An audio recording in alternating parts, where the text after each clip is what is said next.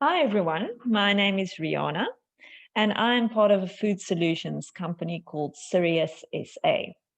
We serve the greater food manufacturing community with all technical and operational related requirements. Feel free to visit our website at sirius.co.za and make contact with us. We would love to meet you, have a chat and see how we can assist you in any way possible. Today, myself and Matthew will be discussing FSSC 22000 version 5.1, which came out in November of 2020. There are 15 new additional requirements that you need to take note of, and so we will be fleshing these out and discussing and giving examples of how you can implement this in your organization. We will be focusing on part 2 of the scheme, which is the requirements for organizations to be audited.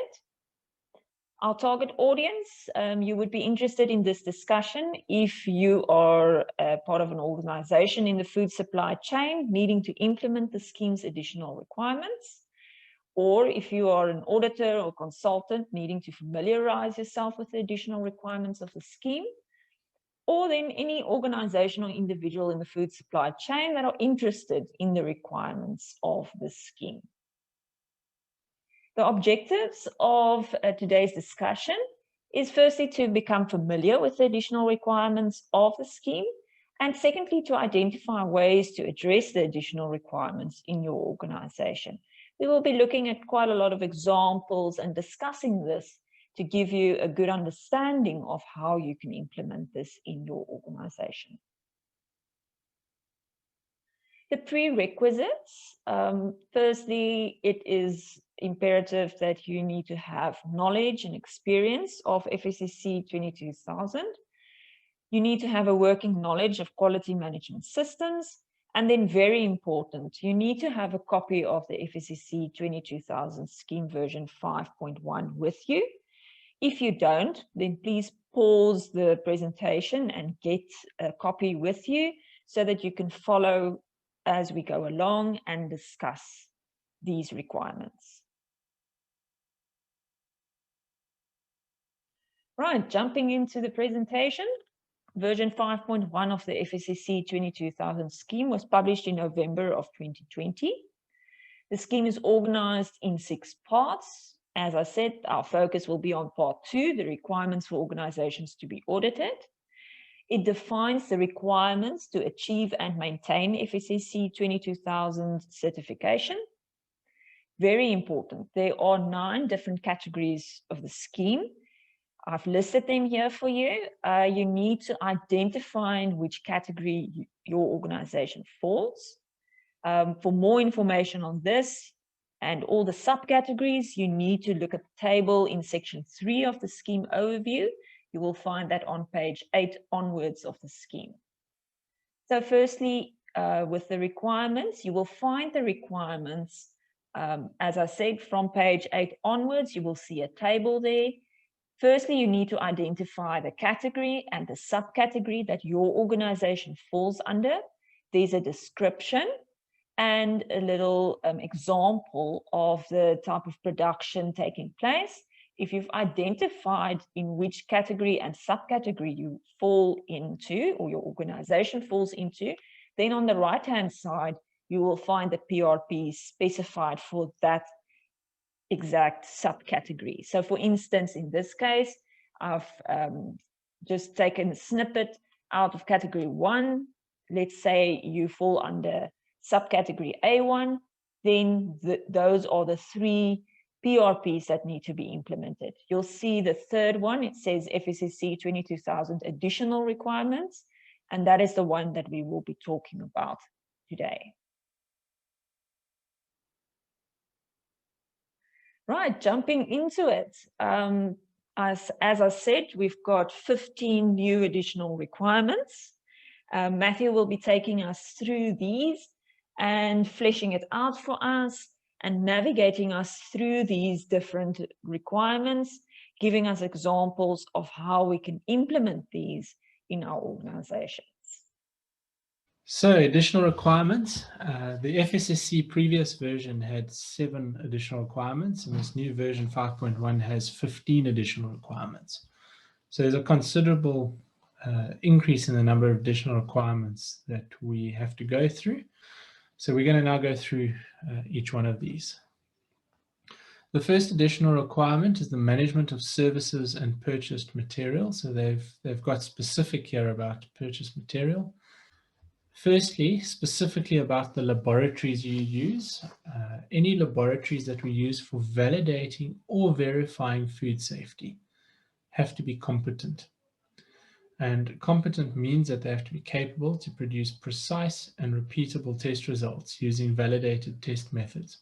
What this essentially means, and we'll get into more detail about the specifics of it, is that your lab has to be accredited, or your lab has to be a part of a proficiency scheme. You can't just do microbiology on an on-site lab without that lab demonstrating that those results are repeatable, are true.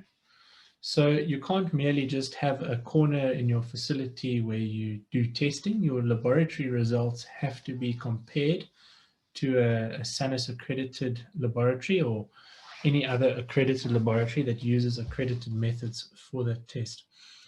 And the one side is validation, but when we look at the verification of food safety, that's looking at final product testing, your hand swabs, your equipment swabs, essentially any micro test that you do, because you're only doing it to validate or verify. Needs to be done by a competent lab. So if you have an on-site lab, the ideal thing would be that lab being accredited.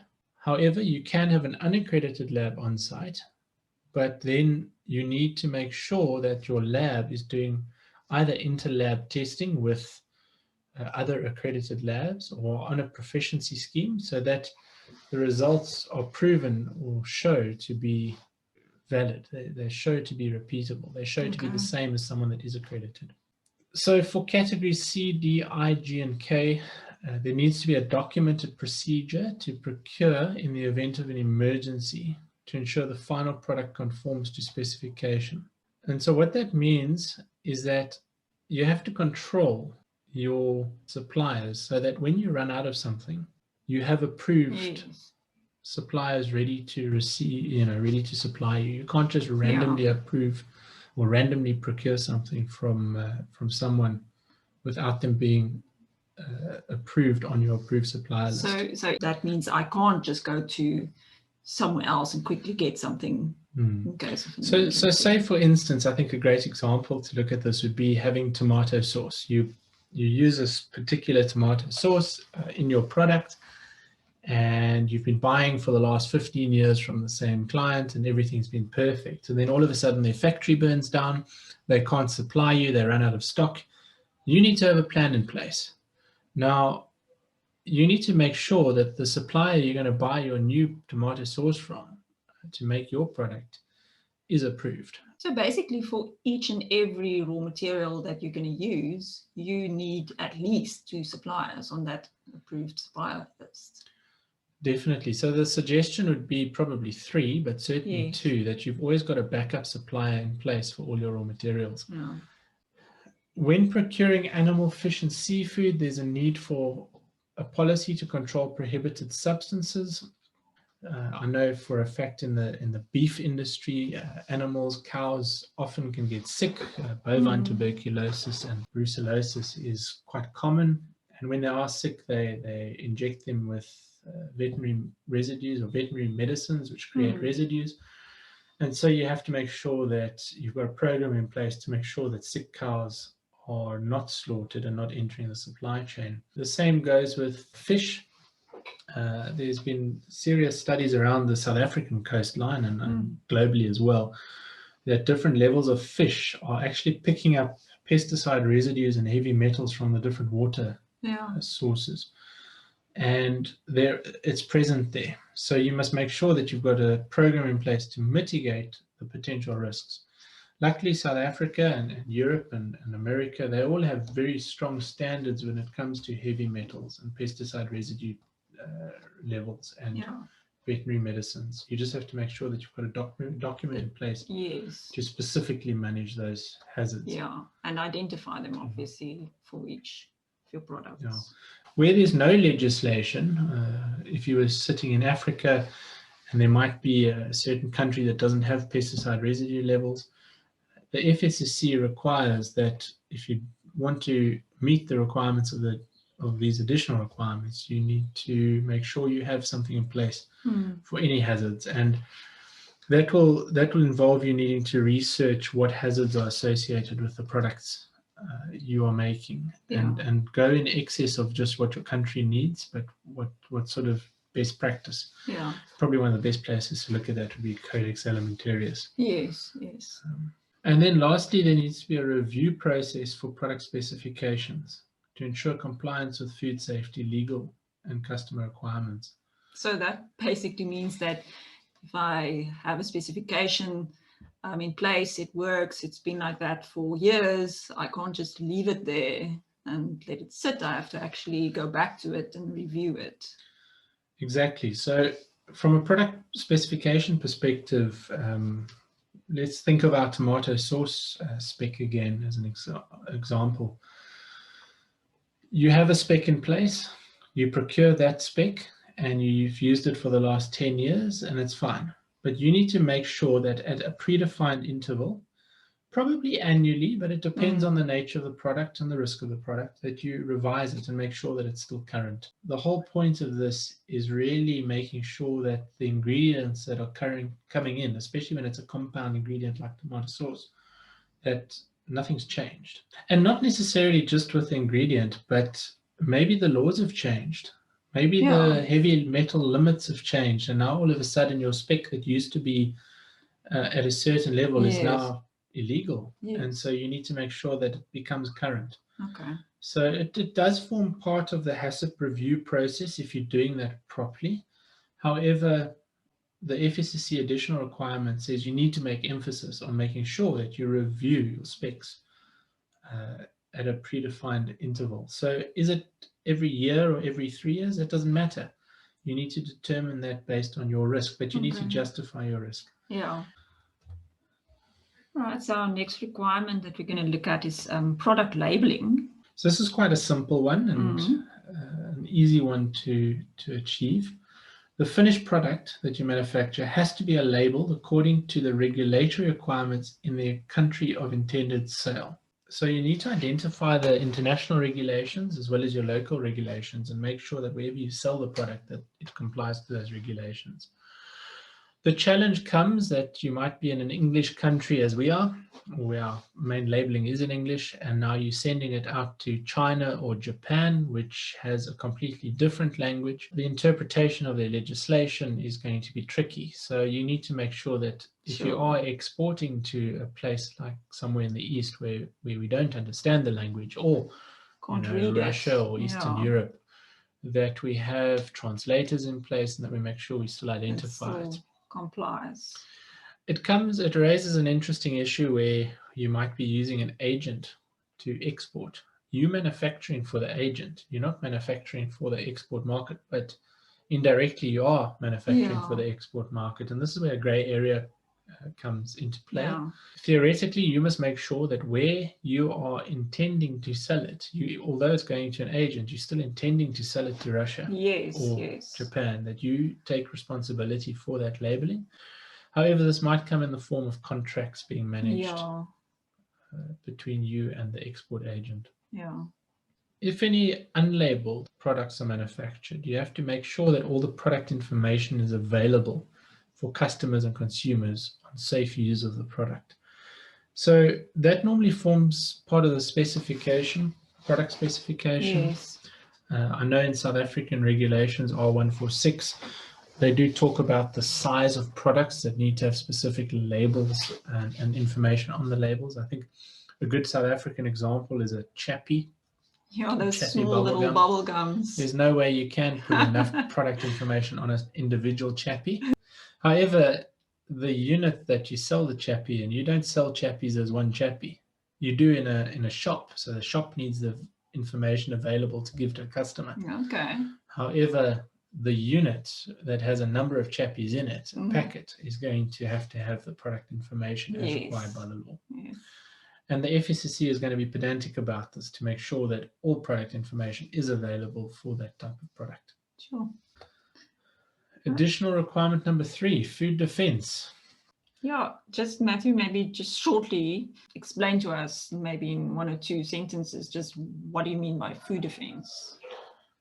Food defense is intentional harm to either the product or your brand, with a specific emphasis on the food safety of your product. So Okay. I think one of the good examples is in Australia, they had strawberries, and customers complained that there were needles in their strawberries or pins in their strawberries. Obviously, the retailer immediately blamed the manufacturer. Yeah. Maybe there was a disgruntled staff member, Mm. which needs to be managed. And it turned out, after the investigation was concluded, that it was a disgruntled worker in the retailer's distribution center. And they found that out because it was 2 separate suppliers of the strawberries that went to the same distribution center that both had needles in them. Okay. And so the program, obviously, internally from your perspective as a manufacturer, needs to be how you mitigate risks within your organization, but also that you prevent risks in somewhere else further down the Yeah. food supply chain. Yeah. And that's where things like tamper evident packaging come into play. Okay. That's where things like managing your staff to identify if they might have become disgruntled. Yeah.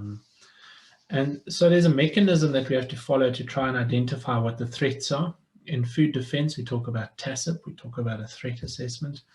So one has to conduct a threat assessment, and there needs to be a document procedure in place to enable the organization to conduct a threat assessment. So the first thing is you need a procedure defining how are we going to identify the threats. Mm. And at the end of the sentence, we then have to make sure we mitigate the significant threats. And it's very interesting that they put it this way. The first thing is we need to conduct a threat assessment. We have to identify what is the threat to our business. Yeah. Is it someone sabotaging our product? So in the case of the strawberries, their threat assessment should have said, after we've sent the strawberries out, our packaging can be opened and someone can contaminate it. Once they know that their product can be opened, and they said the threat is that it can be opened and sabotaged, to mitigate it, they would have put some sort of tamper evidence seal on there to demonstrate that it hasn't been tampered with. Yes. So your mitigation step is defining a control measure. It's nice to use control measures because we know what it's about, to make sure that that threat's addressed.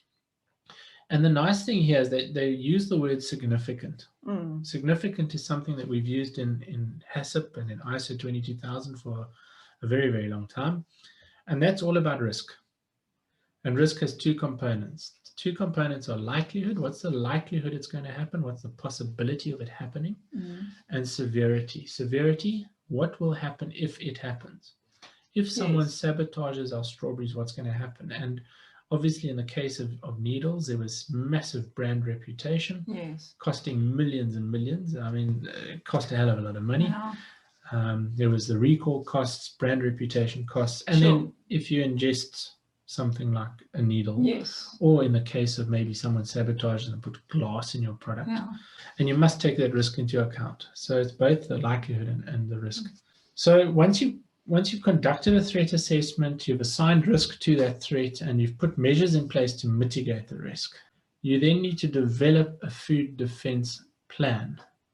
And what a food defense plan is where you write down, these are the measures I put in place for the identified threats. The plan that you create must encompass all processes and products within the scope of the organization. So you need to consider every single process and product that you make, and make sure that your control measures are effective or are defined for each and every threat. And you need to make sure that those are collated together in a document called your food defense plan, and that's essentially your procedures that you need to follow to make sure the threats are mitigated. Okay. They talk about processes and products. Mm. What is a process? What is a product? I suppose they're looking at everything. You need to go Yeah. from the entry, from people coming on site, what people can do when they're on site. Yeah. Maybe untrained people operating with your recipes or Yes. operating with your machinery if they don't know what they're doing, if they're Yeah. not sticking to the recipe. Yeah. You could overdose on preservatives. You could not cook properly. Yeah. So this element of training of staff and preparing them to be ready to do work falls within the food defense plan. So it really includes everything. It includes everything from farm to fork. I suppose it's even making sure your person at receiving is trained to make sure that you're receiving stuff according to spec. Yeah. The nice thing is you can refer to other system elements. You're going to have PRPs in place. Your receiving PRP will specify the person needing to be receiving. Yes. So you in your food defense plan could refer to the receiving process, so those making things, sure they know about it. Yeah, will already be there. Okay. You just have to document it thoroughly. Yes. Then the food defense plan must be supported by the organization's food safety management system. What that basically means is the entire system that you put in place is there to make sure that your food defense plan is successful. So you mustn't have contradictory things. If your food defense plan requires you to lock all the doors and only let authorized people in, your organization's system must make sure that that's practical and possible. And then lastly, the plan must comply with applicable legislation and be kept up to date. This is a foresight thing, and certainly in South Africa, our legislation doesn't really call into effect specific food defense stuff. However, it's all about making sure that the last comment I want to make on this, and we'll do it in food fraud as well, is there should be some mechanism to verify that you actually are implementing these controls. So your food defense plan might say this is what we must do, but you actually need to verify it, double check that you actually are doing it and it is implemented. That brings us to food fraud mitigation. Food fraud is exactly the same in terms of the wording FSSC's additional requirements are using as food defense. The only difference with food fraud is that you're looking at vulnerabilities primarily to your raw materials, and you need to try and identify what vulnerabilities there are. The classic example is honey. Honey can get mixed with sugar, glucose syrup, and it's very difficult to detect. There's a reason people call it fraud. It's because people do it, make money out of it, and most people don't know that it's happening. Yeah. So there's a number. It gets quite tricky. There's a number of different steps. There's a number of different products out there and research papers out there with food fraud. This is a whole science in its own right. Essentially, we have to identify what the vulnerability is. Is it being diluted? Is it being mislabeled? Yeah. We need to identify what the fraud is to your raw material. And then we need to put steps in place to mitigate that. And the best way to do food fraud, we're briefly covering it here. You have to have a procedure in place to make sure that you conduct a vulnerability assessment. Identify what the vulnerabilities are to your raw materials. Yeah. Note that they don't talk about raw materials here. Yeah. So are there any other potential areas within your business that can result in fraud? Now, the definition for food fraud is untoward practices for economic gain. And they talk again about significant vulnerabilities. Yes. So you might do something that has no bearing on the safety of your product. Yes. Is that significant or not? Well, it might be a brand reputation thing where customers feel they get cheated. And there's a number of markers that one has to consider. Is there a history of fraud? So with honey, we know there's a big history of fraud. With honey, if you get cheap honey, the price is an indicator that something bad is going on. Yeah. The ability to test that fraud. So I was actually in a garlic factory the other day, and we chatted about food fraud, and there was a big scam in the garlic industry about having radishes and cauliflower and dried vegetable powder being added to garlic. And it's a real thing, and the reason they do that is because you can't see it, especially on dried garlic, and you're buying containers of this stuff. And some of it's a very price competitive commodity item. Yes. You don't know what you're getting or not. Yeah. Milk would be another example. Milk would be a adding very water to big milk. one. That's a very easy thing to do, and if Yeah. you don't have the equipment to test it, then and you'll see here at the last point that the policy or the plan must comply with applicable legislation. If we talk about milk and the dilution with water, one of the requirements is to do a freezing point test. That's there to determine the potential for water addition into milk. Yes. So we do have laws in place that need to be implemented to make sure we mitigate it in the case of milk. In the case of garlic, we have nothing. There's no law that says, you know, the way garlic must be received. Yeah.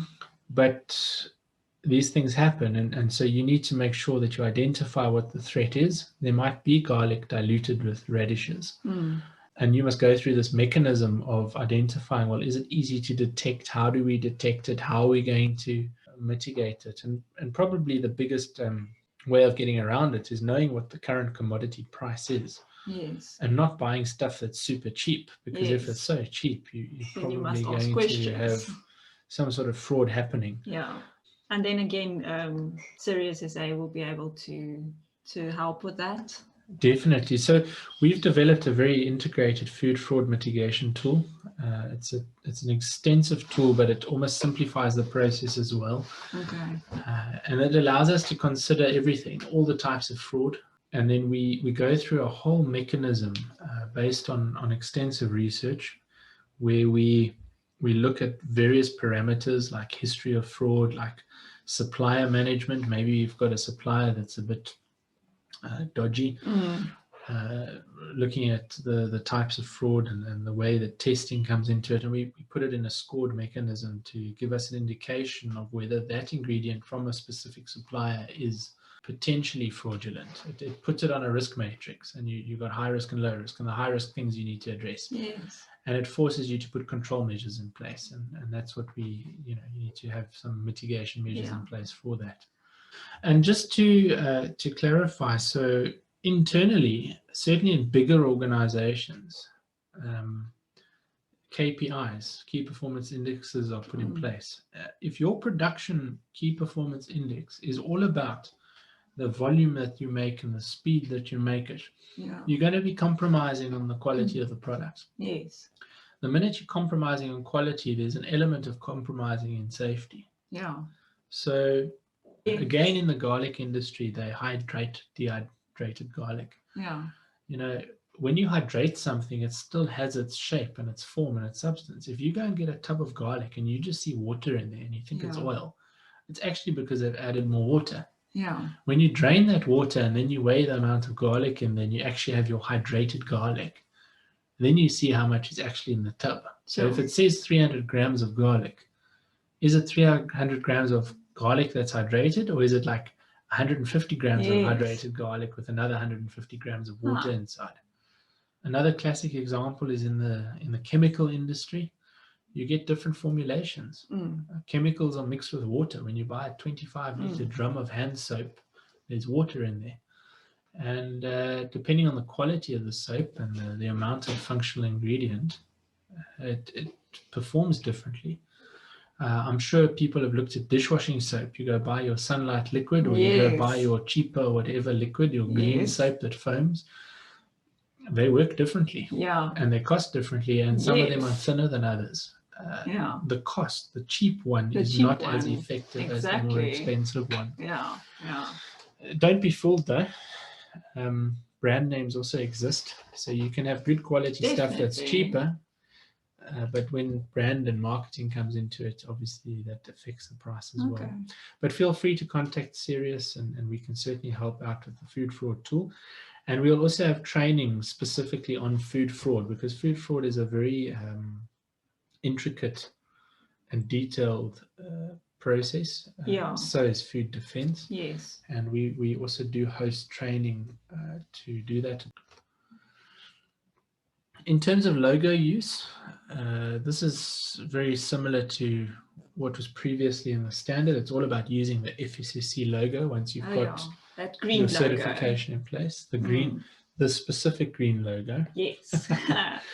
So if your organization is certified, you may only use the logo for marketing activities, such as in your printed material, on your letterhead, on your Yes. signature, on your email signatures. Yeah. There are very, very, very strict requirements regarding using the logo. And if you were to look at page 19 of the scheme document, it's printed out there Yeah, there's a in table. black and white, and there's Yeah. a table that needs to be Yeah. followed in terms of the colors that you use and the size and all that. Yeah. If the logo is used, it must be used in color. So if you've got a color label or color thing, you have to use the logo in the color as per the specifications in the table. You can only use a black and white logo if all other text and images are black and white. So if everything is in black and white, then you can use a black and white. Otherwise, you must use the color logo. Okay. And then in terms of the logo, and this is the most important part, the logo and any statement or reference to certification status may not be used on a product, the product labeling, and the packaging of the product, whether it's primary, secondary, or other, or in any other manner that implies that the FSSC 22000 approves a product, process, or service. Your business and your management system is FSSC 22000 certified. Nothing else. It's not saying that this batch of product is going to be safe. Oh, okay. It's not there to show that one batch is perfect. Yes. It's to say that you've got a good system in place and that Yes. you're managing your system and that your system is suitably designed that it should mitigate risks. Okay. So it's the organization that is certified, not the product that is certified. Exactly. The organization is certified and the food safety management system is certified. Okay. Not your individual product. Number 6, management of allergens. Yes. In South Africa, R146 of 2010 has dealt with our allergens, with the 8-man allergens. There's a regulatory requirement for allergens. Yeah. In some other countries, there may not be regulations in place. Obviously, Europe, Canada, America, Australia, they've all got very good allergen regulations in place. But even if there's no specific allergen legislation in the country you may be working in, the FSSC requires you to have a documented allergen management plan. Your plan has to have a risk assessment covering all sources of allergen cross-contamination. Obviously, allergens can come in through your raw materials, but allergens can also come on your peanut butter sandwiches in your canteen at lunchtime. So even if I don't work with allergens in the factory itself, there can be cross-contamination in other ways. Definitely. And all of these cross-contaminations need to be assessed and mitigated. And then once we've done some sort of risk assessment and assessed where all potential sources of allergens may come in and cross-contaminate, we need to put a plan in place with control measures to reduce or eliminate risks. So storage practices, spillage practices. If there was a spillage in your raw material store, how we handle that, where you store your allergens. Again, we've got a training in place for allergen management, which just gives you sort of more details on how to manage allergens. But essentially, you need to identify what allergens are. Allergens may be identified legally or by customer requirements. I know in South Africa, we've got 8 main allergens, but some of our retailers have defined other things as allergens. Things like sesame seeds and mustard seeds. And then you have to handle that as an allergen. Exactly. Okay. And so you need to make sure that you've got those control measures in place for any risk of allergen. The polony was cooked. It's a cooked product. So that must have been contaminated after cooking. Yes. Which means something in the environment contaminated it. the polony after cooking. An environmental monitoring program testing for listeria, knowing listeria is a risk for processed meat products, would have certainly highlighted in that facility that there is an issue. Yes. And if you pick up that issue, you can act on that issue before it becomes a food safety outbreak. Yeah. The requirements, the additional requirements state that there should be an implemented environmental monitoring plan with a risk-based approach. So what that means is, what are the risks in our factory? It links in line with the ISO 22000 standard saying, what are your internal and external factors? Yeah. When I manufacture polony, I know that Listeria is a risk. It's a bug. We can test for it. Yes. I understand that the risk is after cooking. So we understand it's a risk. We know it's a risk. So our environmental monitoring plan must make sure that we are at least looking for that risk and mitigating that risk. We have to contain a documented procedure for evaluation of the effectiveness of all controls on preventing contamination from the manufacturing environment. A classic example with Listeria is environmental. Listeria ends up in the drains. Listeria ends up all over the place. You need a documented procedure to evaluate the effectiveness of the controls. What's your control for Listeria? It's cleaning. Yes. You're going to clean your factory. You need a documented procedure to evaluate how effective your cleaning is. Yes. So you have to verify that your control is actually doing what it's supposed to do. If I am specifically cleaning to remove the Listeria risk, I need to test for Listeria to verify cleaning works. Yes. That's what that clause means. Okay. It can be expanded as well, because you have to look at all risks. Yeah. So it's not necessarily just the microbiological risk. Yeah. If you're exporting to Europe, Europe does not allow QAC sanitizers, QAC at all. And a lot of the South African disinfectants have QACs. It's allowed in South Africa. If a QAC is picked up in Europe, your batches are rejected. You must make sure you're not using QACs. Do you test for QACs? Can you do some sort of samples to make sure it's not there? Be very aware of where you're exporting to, what the limits are going to be. Same goes for pesticide residues, same goes for veterinary residues, and understanding what's required on the export front and making sure we mitigate that. Yeah. The minimum requirement is the evaluation of microbiological and allergen controls. Yeah. We have controls for allergens. We need to make sure that we monitor to such an extent that the allergens are removed. Yes.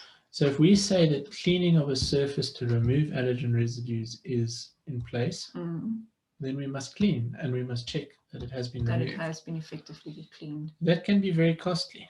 So the allergen program will be developed, but you have to have some sort of monitoring process in place to show that the cleaning has removed those allergens. Do you have to do it every time? It doesn't say every time. It doesn't say every single time you produce an allergen, you must do a swab. No, it doesn't say that. It's not what the standard says, but it's a risk-based approach. Yeah. So if you're working peanuts, and we know that peanuts give severe anaphylactic shock, yes, then maybe when you're working the peanuts, you do it after doing the peanuts to be double sure that your peanut residue is removed, because you don't want to harm someone with a peanut allergy. Depending on the risk. If it's merely wheat protein, maybe it's not as bad as a peanut allergy. Yes. So maybe you wouldn't be as pedantic about it. Yeah. But you must follow your program and still, at some predetermined interval, put something in place to check that the wheat allergen has been removed. On the microbiological front, is it only after cleaning? Not necessarily, because one of the things you need to check is, are you cleaning frequently enough? Yes. If you're running the whole day on a mincer and you're mincing your meat all the time, what happens halfway through the day? Have we started contaminating? Yes. Is there pathogen growth halfway through the day? Maybe we have to clean at lunchtime to make sure that we reduce the load. Okay. So it is a good idea to do swabbing on pathogens during the middle of the day. During your processing. We're just talking about this in terms of understanding environmental monitoring, and that this is an essential additional requirement for the FSSC 22000 version 5.1. Again, Sirius SA has a training program and some information on environmental monitoring, so it would be a good idea for you to go down that wormhole and investigate further into environmental monitoring best practices and to expand on that.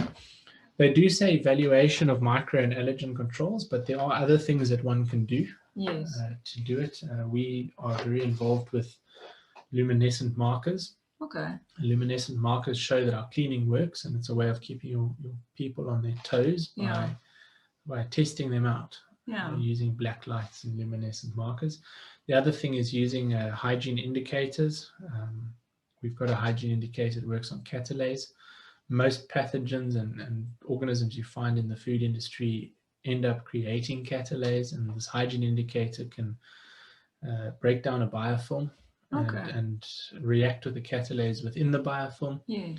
It's an immediate action. it's a cost-effective way because you're probably paying about R1 per test. Sure. So you can, for the same price as a single TMA swab, you can probably go and test about 40 different sites within your factory. Yeah. So I would rather know that I've looked at 40 sites Yes. than only looked at one. Yes. It doesn't mean you mustn't do a swab for TMA. Yeah. You must do your swabs anyway. But by using a tube of hygiene indicator, you can really be effective at being visible on a daily basis. Maybe also identify those spots where extra cleaning is required or the more contaminated areas. Definitely. You need to be an inspector. You need to go and have this mindset of, I'm going to find the dirt. Yeah. I'm going to find out where the problems are. Yeah. If you're going to be fabricating this and dipping your swab into some sanitizer and sending it to the lab and just saying it was on some random table somewhere, that's not being effective. You need to have a risk-based approach and be effective. And then lastly, any of the monitoring activities you do, you must put a trend analysis together. So you must take that data and look at the trends. Is it getting worse? Is it getting better? Do we continually have a problem in a certain area? We need to look at it as data. We need to analyze that data to make informed decisions. Okay. Right, formulation of products. Formulation of products is only for category D, and that's specifically looking at animal feed. You need to have a procedure in place to manage the use of ingredients that contain nutrients that can have an adverse animal health impact. It's quite a specific requirement. Yes. But it's just about making sure that we use our ingredients correctly and that animal health is considered when developing it. Okay. Transport and delivery. This is only for category F1, which is your warehousing and transport. All products must be transported and delivered in such a way to minimize the potential for contamination. Oh, that's something that we are supposed to already look at. Well, one would think so. Yes. The nature is that the scopes have been extended to include transportation of food. Yes. So FSSC is looking at the whole food supply chain. So, obviously I come out of a manufacturing environment. I've known about this for the last 100,000 years. But if you're a transport company, you wouldn't have known about this. Yeah. So transport companies now need to make sure that they have mechanisms in place to minimize the potential for contamination. Yeah. That being said, R638, which is our general hygiene requirements for the handling and transportation of food and storage of food, is very specific. You need a certificate of analysis, and on your certificate of analysis, all your trucks and your transport vehicles must be listed. Yes. Which means that actually, if you've got a truck or a transport company, you should have a certificate of acceptability for the handling of food in a safe way. Yeah. And so our regulation framework in South Africa is developed to make sure that we manage the potential for contamination, the hygiene of our trucks and whatnot. Storage and warehousing. There needs to be a stock rotation system in place. It must be defined and implemented. So it's not okay just to say we do FIFO stock rotation, but we actually must do FIFO stock rotation. Implemented. And we must implement it. You can choose which ones you want, and I suppose you could also do hybrids if you want. So if you say for this product it's FIFO, first expired, first out, and this stuff is first in, first out because it's long shelf life, however you define it, we must make sure that it's in place. Yeah. And this is applicable to all categories, wherever stuff is stored, not just for storage and warehousing facilities. If the organization slaughters animals, so this clause is specific about the slaughtering of animals, there must be specified requirements in place that define post-slaughter time and temperature in relation to the chilling and freezing of the product. Again, in our regulations, those times and temperatures are specified. Yes, already specified. It needs to be in place. 11, hazard control and measures for preventing cross-contamination for category C and category I. For category I, we need to have specific requirements in place if packaging is used to provide a functional effect for food. Category I is obviously packaging. Certain technologies are coming around now A nice example is having some sort of UV light film Yes. on a plastic film. Yeah. If I'm selling you a plastic film with a UV filter in it, that UV filter must be on all parts of the film. If there's a section of that plastic film that does not have UV, as it should, then the product is going to be compromised because that UV film is there for a purpose.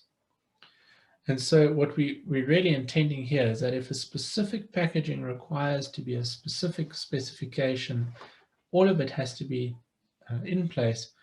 We have to make sure that all those requirements are met to make sure that the shelf life is not compromised. Yes. To make sure the safety is not compromised. There should be a specified requirement in place for an inspection process at lairage and at the evisceration to ensure animals are fit for human consumption. Now C1, that again is slaughterhouse handling. Yeah. That has been in place by inspectors locally in our regulations. It is in place. And in lairage is obviously when they're waiting before they get slaughtered. That's going to look not just at animal welfare issues.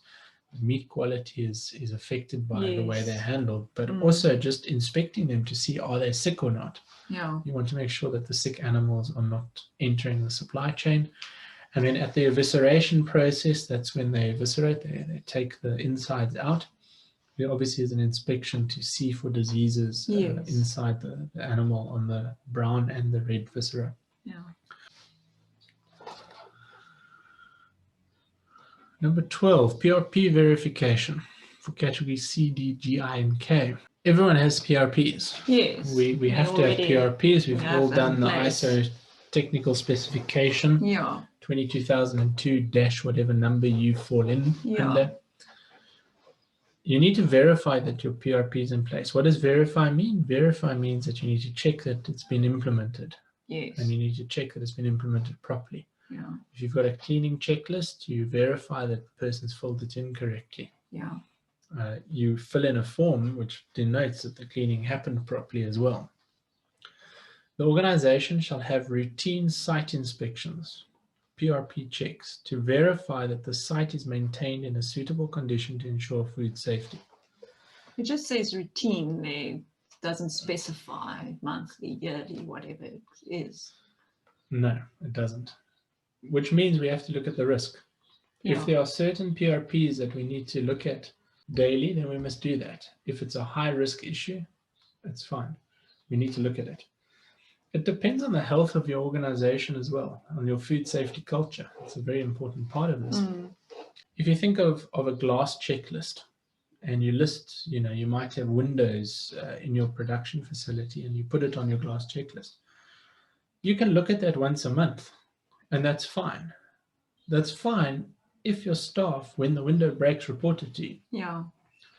If your staff's behavior are such that they don't report it to you, then we have a problem. Yeah. Then maybe once a month is not good enough. Maybe we need to look at it every day. Yeah. Because then I know at least it's only a day's production that's compromised. Yeah.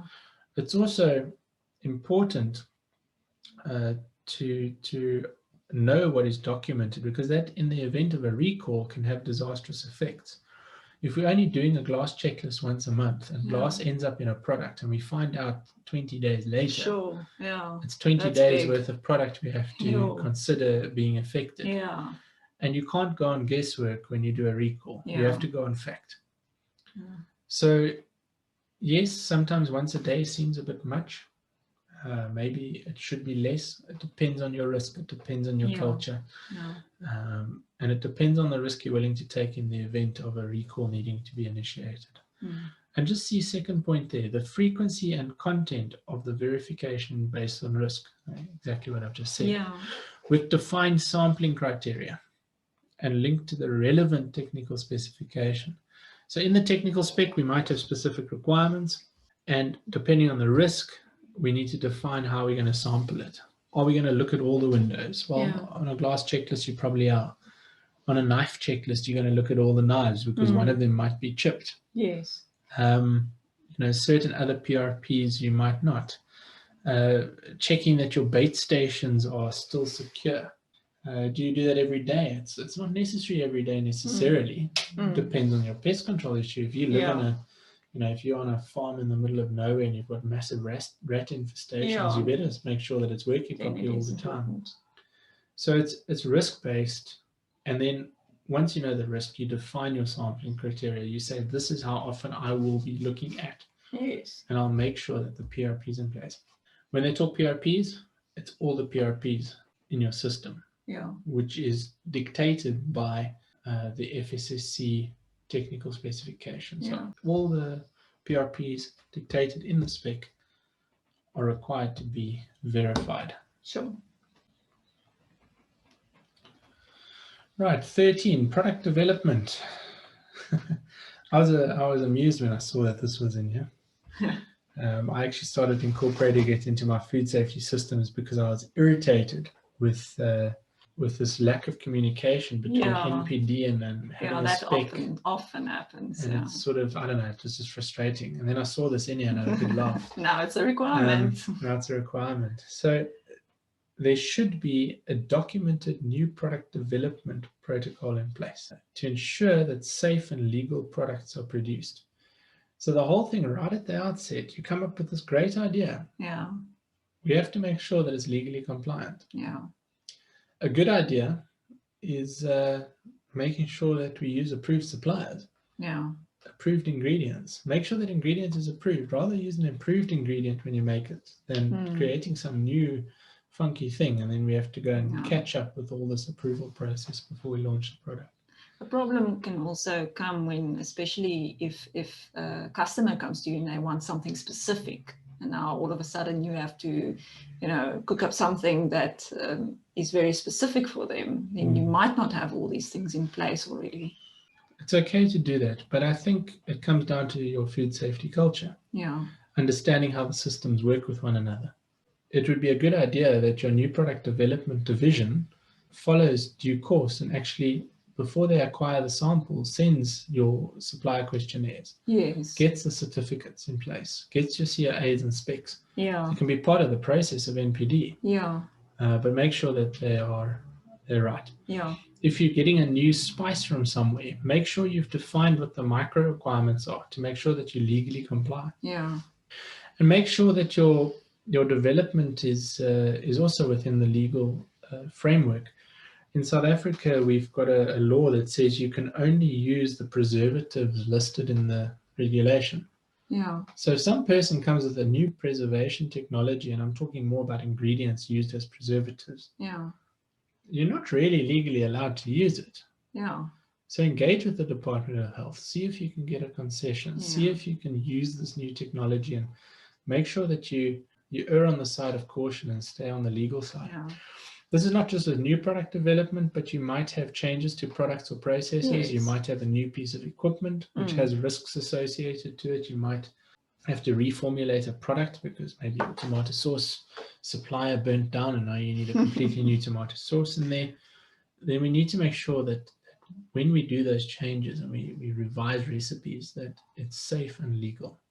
The procedure we put together must include the evaluation of the impact of the change that it will have on the system. So we're documenting this whole process now. Yeah. What is the impact that this change that we're going to do have on the system? Yeah. So if we are a meat processing facility and now all of a sudden we want to pack cheese, what risks is bringing cheese going to have on our process, on our entire system? Yeah. Are we going to be, if we're bringing soft cheeses into a cooked meat high-risk facility to be packed, we're bringing listeria into a high-risk facility. We can't do that. Yeah. So we have to understand those risks and understand the impact it might have on the system. We have to consider what impact the changes will have on the process flow for the new and existing products and processes. So if you've got a current flow diagram that you would have based your HACCP on, is it going to change? Yeah. Is it going to bring new risks in? Yeah. Is it going to eliminate risks? Are we going to have to edit the rest of the system around that? What resources and training needs are required? It was documented what resources and training needs we need. Is there maybe a new procedure that we need to train our staff on to operate something or to make some sort of functional change there? And Remember that with the FSSC, everything must be documented. You can't just Yeah. someone make something new and Yeah. tell the person to Yeah. do something. Yeah. You need to have documented training in place. Yes. Equipment and maintenance requirements. Obviously, you might need a new piece of equipment, so you get Yeah. that, and then you need to schedule your maintenance and put it on the Yes. planned maintenance schedule. And then lastly, the need to conduct production trials to validate the product formulation processes are capable of producing a safe product that meet customer requirements. Obviously, once it's ready to go in the factory and we've considered the risks to our current products and we've made sure it's safe and everything's fine, we then have to conduct trials to check and then make sure that it works. Yeah. Both the formulation, so maybe we're making a sausage, we want to see that it binds properly, and then the processes that we're using are capable to make sure that the product is safe. So obviously this thing goes into that sort of product testing stage. We make the product, we validate that everything works properly, and we send it away for analysis to make sure that it's not sitting with high levels of pathogens, and that we get our shelf life and that we meet our customer needs and requirements.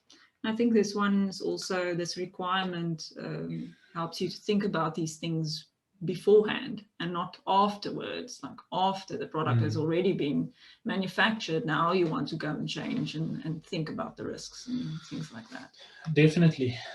Definitely. I think this is certainly something that needs to be, attention to detail needs to be given to the product development process before you manufacture it and put it onto the shelf.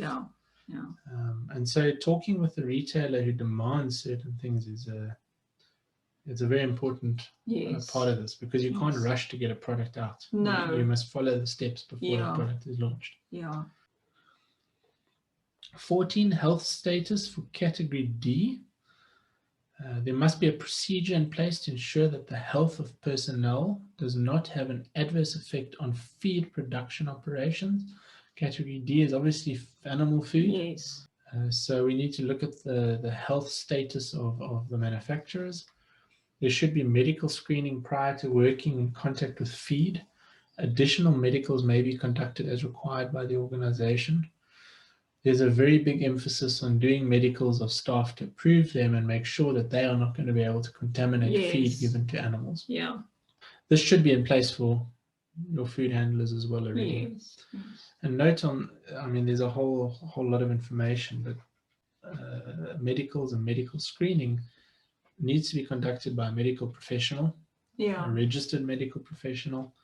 It is best practice to go to a nurse or a doctor, a registered nurse or a doctor. You can go to some of the allied health guys, but I would strongly advise you to stick to going to registered medical professionals. Our last additional requirement is for categories A, E, F1, and G. And this is a requirement for organizations for multi-site certifications. Management shall ensure that sufficient resources are available and roles are defined for all involved in the system. So when we've got multiple sites, we often have a head office and we have multiple different sites doing different things. Management must make sure that these resources and roles are for everyone in the system. So at all the sites. Implemented across all the sites. The internal audit requirements must be in place for every single site. Internal auditors must be independent from the areas they audit. So essentially what we want to say there is an internal auditor must not check their own work. So it can be someone, an internal auditor can be someone from the same company, but they must be impartial. The food safety management system, centralized function in all sites, must be audited at least annually or more frequently based on risk. You have to, at minimum, check that the entire system is in place every year. As a minimum. But if it's more risky, like we might have listeria issues and cleaning issues in a high-risk facility, it probably based on risk needs to be checked more often than once a year. The internal audit reports shall be subject to a technical review, including addressing the non-conformances. One has to make sure that this actual audit process is done properly, thoroughly, and technically someone within the division needs to check that it is and thoroughly done. And then the big thing is that, okay, we've done an internal audit, you've got non-conformances. Have you addressed it? Have you finished it out? Have we upgraded from it? Have we Yes. learned from it? Are we continually improving from it? Yeah. And lastly, internal auditors and technical reviewers shall be subject to annual performance monitoring and calibration. So every year we must demonstrate that our internal auditors and our reviewers are continually being monitored for their work, Yeah. and being calibrated and made sure that they're sticking at the standard we expect of them. Yeah. I'm surprised that this is only for multi-site organizations, and I'm surprised that that level of detail has not been incorporated in the rest of the sections. Yeah. So if you're a food producer, I would strongly suggest you implement this level of internal auditing as well. Yeah. But I think this is a very, very thorough way of doing internal audits, and it's all about the integrity of a multi-site facility certification. They even go into the details of the requirements for internal auditors, like for instance, their work experience, education, training. That's the bare minimum requirements. So from a work experience perspective, 2 years full-time work experience in the food industry, including at least 1 year in the organization. That means if I've been working for 10 years in the food industry and I get hired at your organization and I haven't worked for you for 1 year yet, I can't be an internal auditor. Yes. In terms of education, you need to complete a higher education course, or in the absence of a formal course, have at least 5 years work experience in the food production or manufacturing, transport and storage, retailing, inspection, or enforcement areas. So you need to be well educated to be an internal auditor. Yeah. And then specific training for the FSSC 22000 auditors. The lead auditor must have completed a food safety management system, quality management system, or FSSC 22000 lead auditor course of at least 40 hours. So that's the normal lead auditor course that people can conduct in industry. Other auditors in the internal audit team must have successfully completed an internal auditor course of 16 hours covering audit principles, practices, and techniques. CRSSA is putting together some of those courses that can be done. And the training may be provided by the qualified lead auditor. So you can do internal training with your company by the lead auditor, but the lead auditor must have gone through a proper lead auditor's course, or through an external training provider like ourselves. It should cover at least ISO 22000, so the relevant prerequisite programs based on the technical spec for the sector. So if you are working in animal feed, you must be trained on the animal feed technical specification. And then the FSSC additional requirements, and the minimum course, the course hours is a minimum of 8 hours. 8 hours is not enough to go through all those standards. I would recommend that you spend at least 2 days on ISO 22000 and FSSC, and probably another day or two on the technical specification, just to get to grips with that. Because 8 hours is pretty much 1 day. 8 hours is 1 day, which you won't get to grips with the ISO 22000 standard in 1 day. Not at all. Unless you're seriously experienced and have knowledge of those things prior to it. Sure, that's bringing us to the end. Thanks so much for that, Matthew. That's a pleasure. Yeah, thank you for bearing with us and going through those additional requirements. That was an overview of the additional requirements. We do have a number of courses looking at the details of some of those elements. So things like environmental monitoring, food fraud, food defense, allergen management, even our SQA and specification setup in our system for approved supplier list. We've got an SQA training module which would help with the management of services. So these are all courses that you guys are welcome to contact us and engage with us and see if we can assist you. But the main thing is this is an overview course. We've made you aware of what those additional requirements are. We've given you some good examples of those additional requirements. It should be pretty self-explanatory. You're going to have to sit with your food safety teams and discuss those requirements, make sure that they're applicable to you, and then you're going to have to think about ways around implementing systems to make sure you're compliant there. And again, we as a consulting body are able to assist you. So if you want us to be a part of your discussion with your food safety team, maybe guiding you in the right way, or putting some ideas on the table, or even just reviewing what you think you want to do for that section. I think it always helps if you just have a extra pair of eyes just looking at your plan and making sure you are on track and not wasting time on things that are maybe not as important and skipping things that you should actually be paying attention to. You know, and often people, when they get involved, it can get quite complex quite quickly. And so it's nice to have an external pair of eyes just to try and simplify it as well. I mean, although there's a lot of words here and we are looking at an internationally recognized auditable standard, I think it is good to keep it simple. Because simple means that you can achieve it. Definitely. That brings us to the end of today's discussion. Go to our website at sirius.co.za and take the quiz. A small little test just to test your knowledge on today's discussion.